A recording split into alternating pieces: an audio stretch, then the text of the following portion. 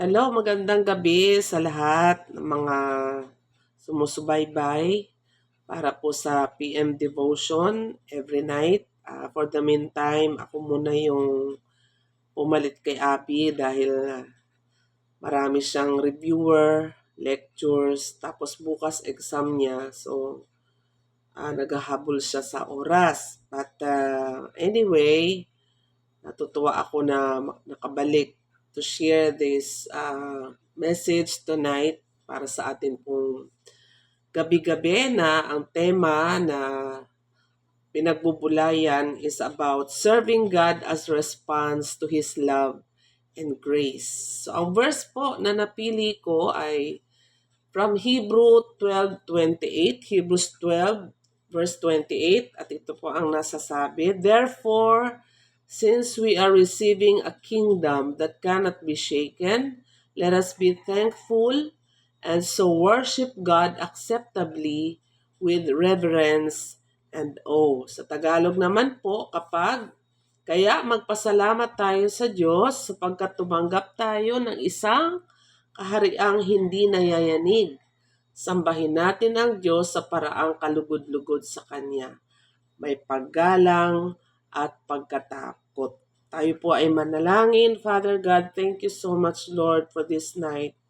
I believe, Lord, na hindi po aksidente na ako po ang pumalit kay Abby because, Lord, we believe na pinakamahalaga ang mga salita mo ay nagpapatuloy at nagpapatuloy din kaming nakikinig at sumusuporta sa gawaing ito. And yamang pinagpala mo na ang iyong mga salita, I pray, dear God, na lalo pa pong maging kalakasan ng mga kapatiran, Panginoon, ang mga verse na ito na akin pong ibabahagi tonight na napakayaman na po ng iyong mga salita na binibigay ninyo every night, and magawin niyo po ito na maging karagdagan pa, Panginoon, ng wisdom that comes from your word. Bless me as your servant, and also, Lord, bless all the hearers tonight, O God, at lahat po ng sumusubaybay at sumusuporta sa gawaing ito. This we pray, this Father, I pray in Jesus' name. Amen. So sabi po dito, no? Therefore, kaya nga, dahil tayo raw ay tumanggap ng isang kahariang hindi nayayanig. So ano ba yung kahariang hindi nayayanig? Siyempre, ang paghahari ng Panginoon na tanging kayamanan natin, na tanging maipagmamalaki natin, na higit pa sa material na bagay na ating nakamtan, higit pa sa material na hindi kayang tumbasan ng anumang yaman sa mundo. At itong kaharian na to na hindi nayayanig ay ito yung mamanahin natin habang panahon na after ng ating buhay dito sa lupa, no, ang buhay na walang hanggan, na for sure ang lahat ay naghahangad ng buhay na ito. Na ang buhay na ito ay walang iba kundi sa piling ng Panginoon. So sabi dito sa verse na ito, yamang tayo ay tumanggap ng kahariang hindi nayayanig. Dapat lang na tayo ay magpasalamat. Dapat lang na tayo ay sumamba sa Diyos sa paraan na kalugod-lugod sa Kanya. Mayroong paggalang at pagkatakot. Kasi, diba tayo yung unang minahal ng Lord eh. Sabi sa Ephesians chapter 2, 8-9, we are not saved because of our good deeds. We are saved because of His grace. And we love because He first loves us. Kaya lahat-lahat, no, sabi dito, dapat lang na tayo ay magpasalamat, di ba? Dapat lang, no, paano natin ipapakita na tayo ay nagpapasalamat sa Diyos in response sa kanyang pagmamahal at sa kanyang grace. No? So sabi, paglilingkod. So gusto kong i-connect itong verse na ito at itong topic na ito patungkol sa ating mga magulang. No? Sabi kasi sa aklat ng Hebrew, dahil grateful tayo dahil nabigyan tayo ng biyaya, ng grasya ng Diyos, dapat lang tayo ay maglingkod, di ba? So, pag kinonect natin ito sa ating magulang, no, ay halimbawa na mayroong dalawang anak, no, ang isang anak ay talaga namang no itong anak na ito ay meron siyang tila parang dalawang puso. Ang isang puso niya, no, merong isang anak sa bahay na tumutulong sa bahay, 'di ba? Sumusunod sa magulang. Kaya lang ang problema, reklamador. So, bakit siya nagrereklamo? Kasi marahil ang kanyang kaisipan, gumaganap siya ng tungkulin, gumaganap siya ng dapat niyang gawin o sinusunod yung utos ng magulang kasi ang tingin niya kasi obligasyon niya eh. Kasi anak, so no choice. No?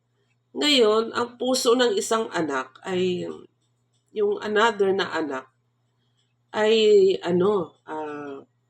tumutulong din. Tumutulong din naman siya. Sumusunod din. Pero, sabi dito, ang pagsunod niya this time ay hindi siya nagrereklamo, laging may ngiti. Di ba? Kaya, anong pagkakaiba ng puso ng una? Yung una, sumusunod. Okay? Gumagawa, sumusunod, kaya lang nagrereklamo. Kasi bakit? Obligasyon no choice. Pero yung isang anak, sumusunod, gumagawa, pero may ngiti. Bakit? Kasi ang laman ng kanyang puso, mahal niya kasi ang magulang niya. Kaya siya naglilingkod. So, paano natin ito i-connect sa Lord? Ganon din ang pag-serve natin sa Panginoon. Ganito rin yung gusto ng Diyos. No, kasi ayaw ng Panginoon na sometimes aminin man natin sa hindi. Pag tayo ay naglilingkod sa Panginoon dahil responsable lang natin o dahil kailangan, marahil ba ikaw ay worker, di ba? Kaya ikaw ay leader, ikaw ay isa sa mga core. May responsibility ka. Siyempre, ang respond doon, kaya ka magtatrabaho kasi may obligasyon ka. Kaya ang nangyayari, marami ang mga Kristiyano nagsiserve sa Lord kasi bakit? May takot siya, may obligasyon. At dahil may obligasyon, napipilitan. Pero yung Kristiyano na na-experience niya ang love at grace ng Panginoon, tsak yun, meron siyang kusang loob. Diba? Pag na-experience niya yung love and grace ng God, nagsiserve siya ng hindi napipilitan. Nagsiserve siya hindi dahil obligasyon. Kasi ang pinakamahalaga dito, mga kapatid, mga anak, ay napakahalaga na hindi importante sa Diyos eh. Hindi mahalaga sa Diyos kung anong ginagawa mo para sa Kanya. Mas mahalaga sa Diyos kung paano mo, no, or bakit mo ito ginagawa. So, tandaan natin, no, ang puso na, ang Panginoon nakatingin sa puso. Kaya mahalaga sa Diyos, paano mo ginagawa at bakit mo ginagawa. Napipilitan ka lang ba dahil obligasyon mo? O ginagawa mo pa dahil mahal mo? Amen po ba? Kaya sa bahay, di ba? Pagka mahal mo ang magulang mo, dapat may kusang loob ka. Hindi ka na dapat inuutusan. Halimbawa, ano ba ginagawa sa bahay natin na kailangan utusan, di ba? Mga simpleng paglilingkod, simpleng pagpapakita ng pagmamahal sa pagulang. Na alam nyo, kaming mga magulang, masarap siyempre yung nareregaluhan kapag okasyon, Christmas, birthday, anniversary. Masarap yun. Pag may regalo, may bulaklak, di ba? Pero mahalaga sa amin, yung pang-araw-araw ba, na mararamdaman mo yung pagmamahal ng anak mo sa pamamagitan ng ano. Diba? Minsan masarap yung, oh ma, mami, nanay, pagod ka na. Pwede ba mag-day off ka ngayon, ako naman magtatrabaho. Wow. Oh, mami, nanay, lola, or what, di ba? Yung bang nakita mo na may dapat gawin, hindi ka na dapat inuutusan. Kasi, di ba, alam natin yan na work speaks louder than voice, di ba? Action speaks louder than words. Kaya yung hindi ka man magsalita ng I love you, hindi ka man, di ba? Kasi minsan, wag nating padaanin na pagdating sa birthday, babawi. Pagdating sa okasyon, babawi. Pero pagkatapos ng okasyon, heto na naman, pasaway na naman, na paano na kung hindi maabutan ng birthday at okasyon si mami, o si lola, o si nanay, na hindi mo na naipakita yung pagmamahal mo. No, wala na, di ba? Hindi na niya ma-accept yung kung kailang nasa kabaong na at saka ka maghihiyaw at iiyak. Yung kailang huli na ang lahat. So, in serving God, it connects sa parents ay yun, no? You serve your parents kasi mahal mo sila. Kaya nandoon yung care mo, nandoon yung pag-aalala mo sa kanila na buong buhay mo, buong puso mo, na pinapakita mo sa kanila ang iyong pagmamahal sa pamamagitan ng kusang kaloob o hindi ka na dapat inuutusan. Kasi napakahalaga niyan sa amin bilang magulang. May yung simpleng gawain, paglilinis, hugas ng pinggan, o kaya pag-aalaga ng kapatid, di ba? So, yun po. No? So, mahal natin ang magulang natin. Kaya natin inaalagaan. Kaya natin iniingatan. Kaya tayo nagkikare na yung mga gamot nila, inumin. Kaya tayo nagkikare na magpahinga. Kasi mahal natin eh. Ganon din sa Diyos. Ang gusto ng Panginoon ay mag-serve tayo sa Kanya ng may pagpapasalamat ng puso. Mag-serve tayo sa Kanya na mayroong pagtanaw na karapat-dapat na, di ba? Karapat-dapat na paglingkuran ang Diyos. Karapat-dapat na ibigay ang makakaya natin kasi binigay na niya kasi ang lahat sa atin eh. Lahat ay binigay, pinagkaloob na niya sa atin. Lalo na yung buhay na walang hanggan natin. Kaya dapat lang na ang buhay natin ay hindi na para lang sa pansarili natin, kundi itong buhay na ito gamitin natin para paglingkuran siya na Diyos na nagmahal sa atin ng buong kahabagan, nagmahal sa atin ng buong buhay niya. Nang inalay niya ang buhay niya, ang sarili niya para pambayad sa ating mga kasalanan. Kaya dapat lang na in response, pakita natin ang pagmamahal natin sa pamamagitan ng paglilingkod sa Kanya. Kaya walang reklamo, walang anumang mga dahilan, kundi focus lang kay Jesus. Siya lang yung tingnan. Ang mahalaga dito, maging masaya ang puso natin sa paglilingkod. Kasi mahal natin siya. At hindi dahil takot tayo sa Kanya, hindi dahil gusto natin na i-bless lang tayo. Dahil ang gusto natin na pagpapalain ang buhay natin. Hindi ganun. Kasi sa Diyos, automatic na yan eh. Pagka naglingkod ka ng buong puso, hilingin mo man at hindi, kasunod na dyan ang pagpapala. Kaya ang gusto na ng Panginoon, yung mahukay niya ang laman ng ating puso at sa kanyang paghukay na ito, yung makita niya na naglilingkod tayo kasi mahal na natin siya.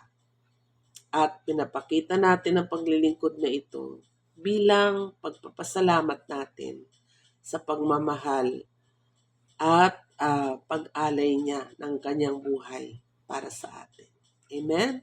So let's pray. Father God, thank you so much, Lord. Dahil Panginoon, dapat lang, O God, na mapuno ang aming isipan, ang aming puso, ang aming hangarin, na maging mapagpasalamat sa lahat ng ginawa mo sa buhay namin. In fact, Lord, gaano man kahaba, kadami ang ginagawa naming kabutihan, hindi pa rin po kayang pantayan kung gaano kakabuti. Hindi pa rin kayang pantayan, Panginoon, ang pagmamahal mo sa amin. Kulang pa kahit anong gawin namin. Pero salamat po dahil ikaw ang Diyos na hindi nanunumbat. Ikaw ang Diyos na hindi mo sinusukat o binibilang ang maganda naming ginagawa kasi ang nais mo ay malinaw sa amin kung bakit namin ito ginagawa. Malinaw sa amin paano namin ito ginagawa. At gagawin namin ito, Panginoon, ng buong pagpapasalamat, buong pagpapakumbaba na ialay sa iyo ang buhay, sapagkat, Panginoon, ang pagmamahal mo, ang pag-ibig mo, at ang pagiging Diyos mo ay karapat-dapat lamang, Panginoon, na pagkalooban at pag-alayan ng buhay, lakas, at lahat-lahat ng sa amin. Kaya Panginoon, nawa o Diyos, kaming lahat bilang isang mananampalataya sa iyo, kabilang na po ang Church of the Living Faith at ang lahat ng mga nakikinig sa devotion na ito, Panginoon, ay patuloy po na makitaan mo, Panginoon, ng tunay na pagmamahal sa puso, tunay na naghahangad na ikaw ay paglingkuran sa pamamagitan, Panginoon, ng pagsunod sa iyong kalooban, sa pamamagitan, Lord, katulad ng mga paglilingkod sa church, paglilingkod sa magulang, paglilingkod sa mga kapwa o sa ano paman. Hindi dahil para kumuha ng puntos na pambayad sa aming kaligtasan, kundi dahil kaya namin ito ginagawa kasi niligtas mo na kami, Panginoon. Kaya in return, hayaan mo, Lord, na buong pagsusumikap at pagtatyaga naman namin na gagawin, Panginoon, ang paglilingkod sa iyo, O Diyos, ng may kagalakan, hindi napipilitan, walang pagrereklamo, kundi buong puso. Kasi karapat-dapat lamang na ipagkaloob ito sa iyo. Lord, salamat po ng maraming sa iyong mga salita. I pray, dear God, na sa bawat kalagayan namin, Panginoon, lalo na pa sa panahon na ito, Panginoon, na nasa critical condition kami tulad, Lord, ng giyera na nangyayari sa Iran versus America and Israel, O God. Yung banta ng langis na hanggang April 15 na lang ang stock, Lord, we cancel it na hindi ito mangyayari, hindi ito magkatotoo. Yung banta, Panginoon, ng kahirapan na darating, Lord, ipadalangin po namin na wag mo pong hayaan na ito po ay maganap, Panginoon, mahabag ka sa amin, maawa ka, Panginoon, and dalangin po namin, Lord, na nawa ay mag-comply ang Iran sa panawagan ng US. Ganon din, Lord, ang mga nasa paligid, yung Strait of Hormuz, O God, na kontrolado ng Iran. Sana po, Panginoon, karoon sila ng habag sa mga bansa na nakapaligid, O God, lalo na ang Asia, dahil ito po ang lubos na naapektuhan. Lord, kami lamang po, Panginoon, ay humihiling na ikaw po, God, ang mamagitan sa nangyayaring ito at sa tulong at habag mo sa amin ay pagkaloob mo po, Lord, ang favor na wag po namin maranasan, Panginoon, ang banta ng taghirap ng buhay, Panginoon, dahil lang po sa gerang ito, Panginoon. Maraming salamat, Panginoon. Lord, iadya mo po kami sa mahigpit na pagsubok. Lord, ilayo mo po kami sa banta ng tagutom, sa banta ng kahirapan ng buhay, Panginoon. At kami, O Diyos, ay lubos po na patuloy na nagpapasalamat sapagkat, Lord, kahit marami po kami naranasan mga pagsubok, hindi ka po nagkulang. Kasi po, part ng pagmamahal mo po sa amin ay yung i-provide ang lahat ng aming pangangailangan. Kaya Lord, ang mga nangyayaring ito sa aming kapaligiran, we put our trust to you, Lord, na naniniwala kami na hindi mo kami iiwan at pababayaan. Lord, alisin mo po ang aming takot, alisin mo po, Panginoon, ang aming pong mga iniisip, O God, na posibleng mangyari, katulad, Panginoon, ng paglala ng gerang ito, na sana po sa habag mo ay agad, Panginoon, na magkaroon ng positibong solusyon. Maraming salamat, Panginoon, and ito po ang aming dalangin, Panginoon, na higit, O Diyos, na aming pong dinudulog sa inyo. And even, Lord, ang parating po na youth camp, Panginoon, sa April 2, at sa katugunan po ng mga panalangin every night, O God, at sa soaking, Panginoon, kanina lang na nangyari, Lord. Thank you so much for your favor. Thank you, God, sa pag-allow mo na matagumpay na ma-accomplish, Panginoon, ang objectives ng camp na ito, Panginoon, sa buhay ng bawat kabataan sa Church of the Living Faith. Kaya, Lord, habang parating po ang petsa, O God, hawanin niyo po ang anumang mga hadlang na makakapagpigil isa man sa amin, Panginoon, para hindi kami makadalo o mahinto, Panginoon, o matigil ang camp na ito. Lord, praying, Father God, na maging ready po ang lahat ng aming mga puso, maging pagkagalakan po namin, Panginoon, ang activity na ito. Hindi dahil kami napipilitan, kundi maging kagalakan namin na kami ay nagkakaisa sa isang layunin, na ang mga young people, Panginoon, ay makater, Panginoon, sa pamamagitan, Panginoon, ng camp na ito, Panginoon. Salamat po ng marami, and